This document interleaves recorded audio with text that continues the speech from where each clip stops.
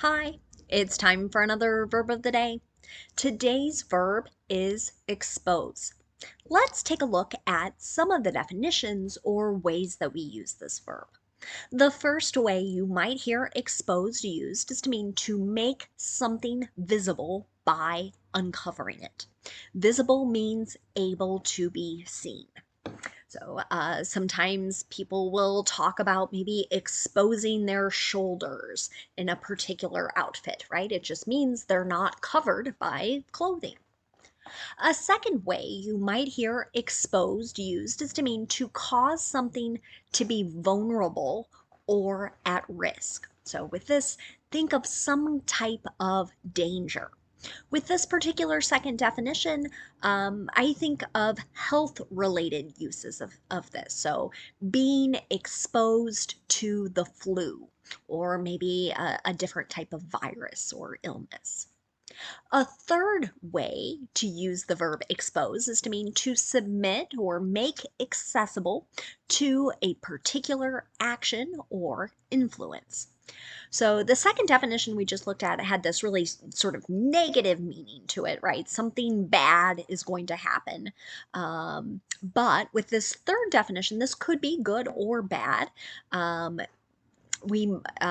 know in my family growing up, my mom always wanted to expose us to good books, right? So lots of different books were available. I could access them, and she thought that influence would have a positive impact on me as I grew older and became an adult.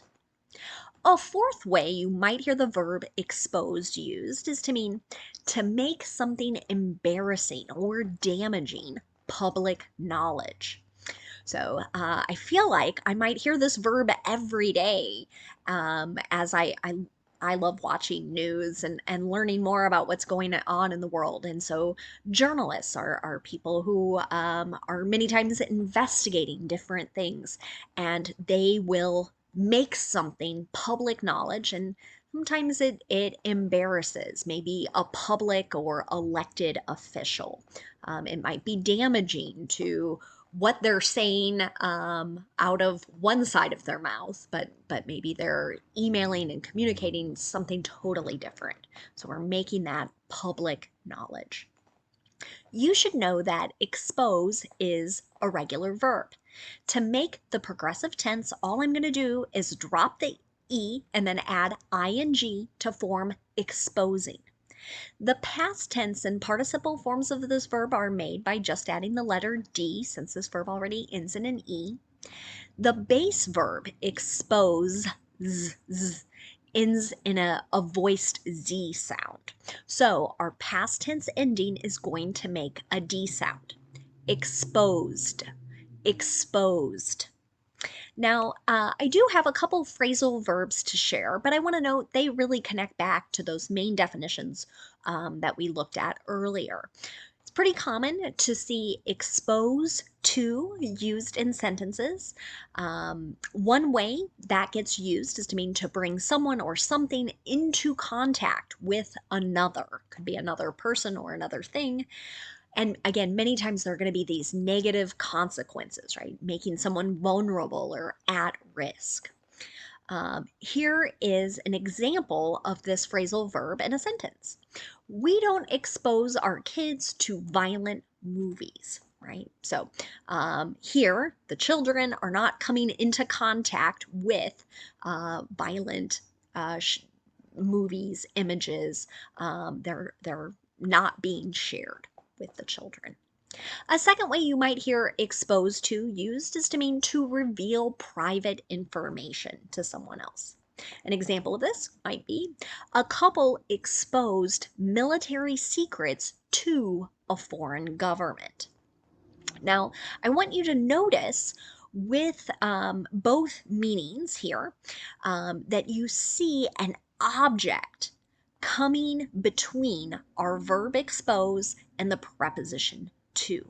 That's really common with this particular phrasal verb. Something is going to come between those. So with the first definition, it's the someone or something that is being brought into contact with someone or something else.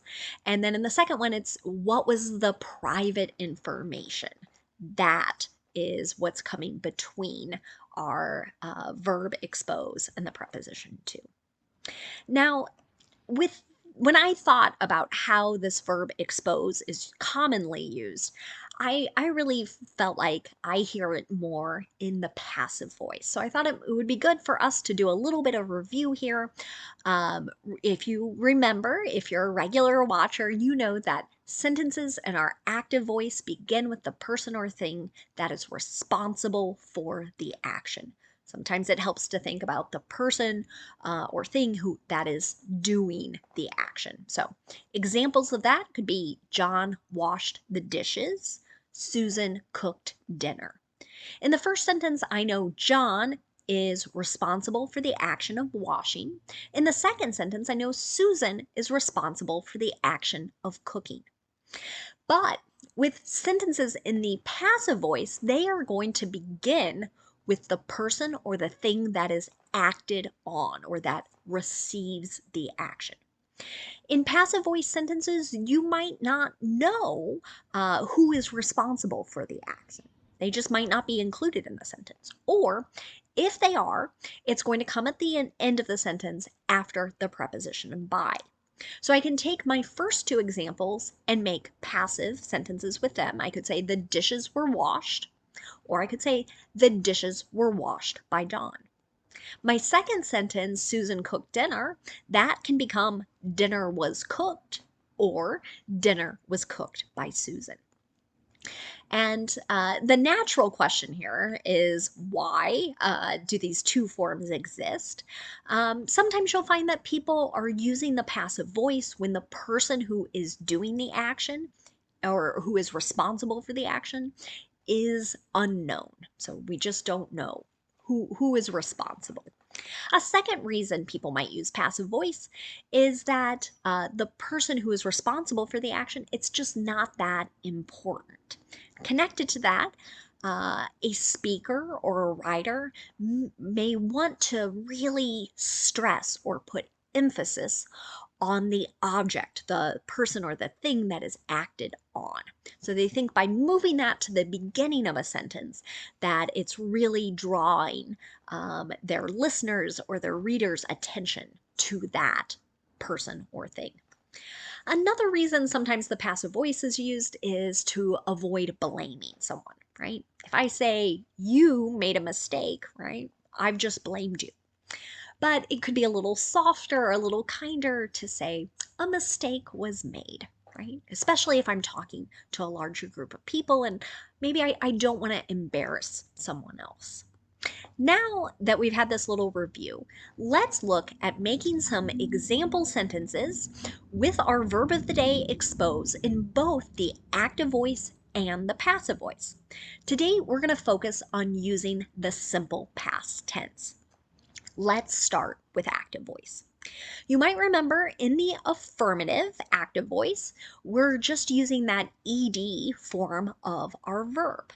Okay, but in affirmative passive voice, what I'm going to do is use a a past form of be. So that's was or were, depending on what that object is. And then I use the participle form of the verb. But because expose is a regular verb, the participle and the past tense are the same thing. So let's look at our two affirmative examples. Let's start with the passive voice one. Many Vietnam veterans were exposed to Agent Orange, an herbicide, and developed various types of cancer. So this sentence draws maybe on a little bit of historical knowledge. So the United States fought a war in the country of Vietnam in the late 60s and early 70s. And they would use a chemical to sort of kill off the vegetation. They were in jungles and couldn't always see the enemy. So they thought killing the plant life might help them win the war. But these chemicals just weren't dropped on the plant life. They came into contact with the military members who were fighting in the war. So, um, this passive voice sentence, I think, is unfortunately more common if you read about this incident. And I think some of this might be coming down to people not wanting to accept blame. So if we look at the active voice, right, the US military exposed many members or many service members to Agent Orange, and they developed various types of cancer. In that sentence, you can see directly who is responsible for that coming into contact.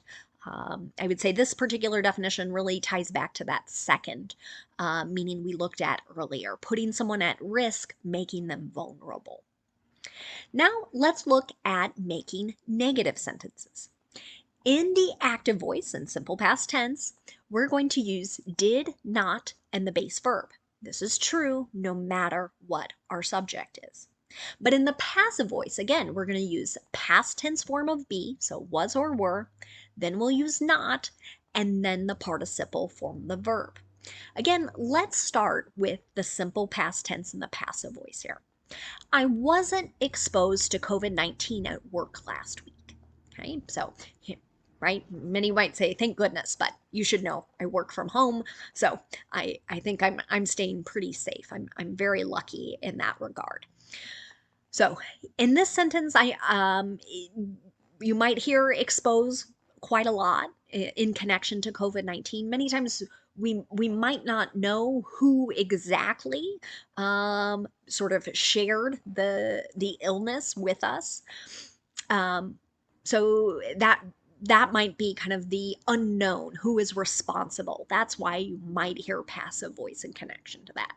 But maybe we know, or maybe someone is assigning blame to a particular person. So in the active voice, I could say, my coworker didn't expose me to COVID-19 last week. Okay, so pay attention there. The negative, simple past tense, and active voice, I'm not using the ed form of the verb. Now let's look at making yes or no questions, again, in active and passive voice. In active voice, I'm going to start with did, then I'll have my subject, and then the base verb. So again, no ed here with our yes and no questions. But in the passive voice, I'm going to start with was or were, whichever form matches that person or thing that is acted on, right? So whether it's singular or plural. And then after that, we'll have our participle form of the verb. So our two examples here, we'll look at passive voice first, were the employees' emails exposed. And I'll say pardon for the typo there. There should only be one L in employee there. Were the employees' emails exposed? Were they made public? Was maybe some embarrassing information shared? Okay. So we don't know in this sentence who is responsible for sharing that public information. But in active voice, we would. Did journalists expose the employees' emails? Okay, now we know who is responsible.